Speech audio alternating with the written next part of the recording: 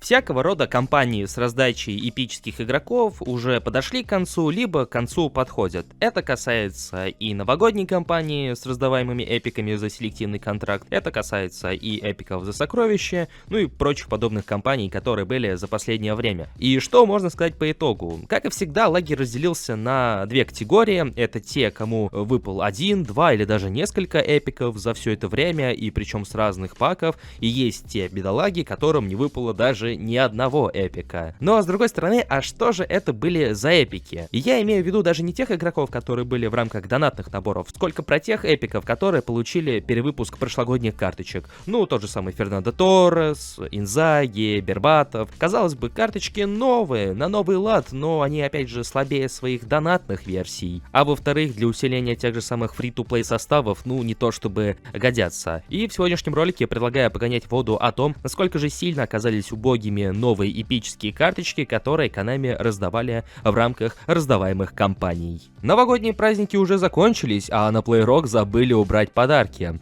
Ведь здесь есть буквально все, что может понадобиться геймеру зимой. Сотни игр, тысячи продавцов и различных товаров, а также все игровые новинки. Тут можно найти донат, ключи, предметы, и все это по самым выгодным ценам, потому что не забыли убрать новогодние скидки. А если вам понадобится пополнить стимовский аккаунт, то только по моему промокоду комиссия составит 0%. Да, вы не ослышались, пополнение стима без комиссии. Новогодняя халява не заканчивается. Приобрести монеты и все остальное на их сайте вы можете в пару кликов, и что самое главное, безопасно. Так что если планировали закупиться или пополнить Steam, успейте, пока эти новогодние подарки еще есть на любимом игровом маркетплейсе. Лучшие цены и пополнение без комиссии на PlayRock с моим промокодом и по ссылке в описании и в закрепленном комментарии.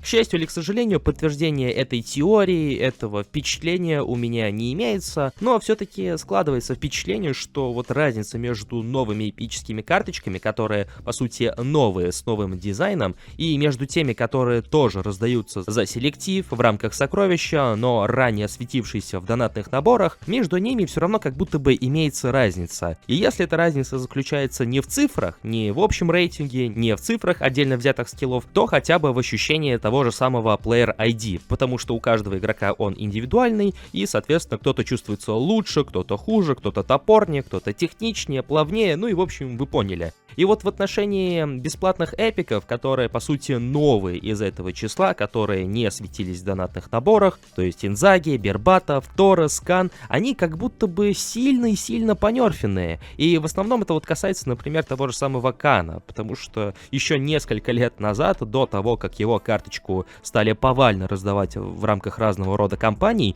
он был куда более играбельным голкипером. Он, в принципе, и сейчас не то чтобы прям сильно безнадежный вариант, но складывается ощущение, что как-то вот он не самым надежным образом защищает вашу рамку. Опять же, я уже знаю, о чем я говорю, опыт игры за него есть, и у него, в принципе, получаются разные матчи, где-то хорошие, где-то плохие, но, с другой стороны, голкиперы — это когорта игроков такая, которую оценить достаточно трудно, либо все, либо ничего. Но иногда тот же самый Кан из числа эпических голкиперов пропускает, ну, прям какие-то совсем бредовые мячи, тогда как за остальными эпическими вратарями такого не ведется, и, соответственно, возникает вопрос, а зачем тогда вообще такого игрока раздавать, причем учитывая, что его уже ранее раздавали, причем донатную, более сильную версию. Зачем делать перевыпуск той же самой карточки, только на новый манер и с не совсем понятным и не совсем нужным навыком. То же самое касается, например, и Бербатова с Инзаги, потому что это буквально перевыпуски прошлогодних карт, которые были в рамках донатных наборов, в рамках 25-й части.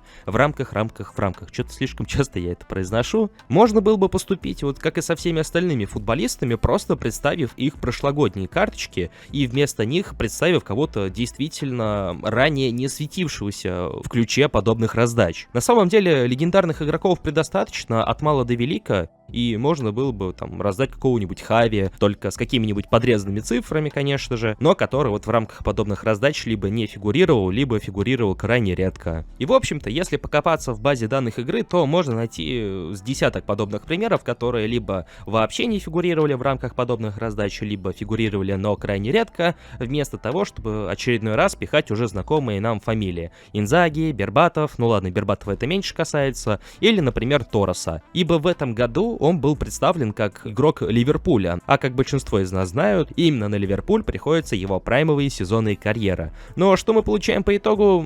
По итогу получаем, что карточка немногим сильнее прошлогодней карточки, которая была за Челси, где отрезок карьеры у него был, ну, очевидно, неудачный. С той лишь разницей, что у прошлогодней карточки, по-моему, вообще не было навыка, а ливерпульской версии завезли взрывное ускорение. И я не имею в виду, что Konami обязаны были сделать его сильнее, прям сродни какому-нибудь Румениги или ЭТО, просто вместо Торреса впихнуть кого-нибудь другого, для кого не самые высокие цифры, тот же самый рейтинг 102, ну максимум 103 пункта, для новой карточки был более оправдан. Ибо по прошествии времени, играя даже на фри-то-плейном составе против таких же фри-то-плей составов, я как-то не замечаю, чтобы кто-то использовал Инзаги, Торреса. В отношении Бербатова он мне хоть и понравился, но я отчасти понимаю, почему люди так к нему скептически относятся, и кто-то даже с недоумением из разряда «А зачем мне он вообще в составе нужен?». Потому что Player ID у него такой своеобразный, не всем подходит, точно так же, как и стиль его игры, и поэтому получается, что вроде бы компании с раздачей эпиков присутствуют, но насколько рентабельны подобные эпические игроки, ну, вопрос остается открытым, потому что, ну, кто-то вот будет задаваться вопросами, кто это, зачем они мне, куда мне их пихать, а кто-то, наоборот, будет радоваться, и для кого-то даже подобные версии, подобные карты станут усилением.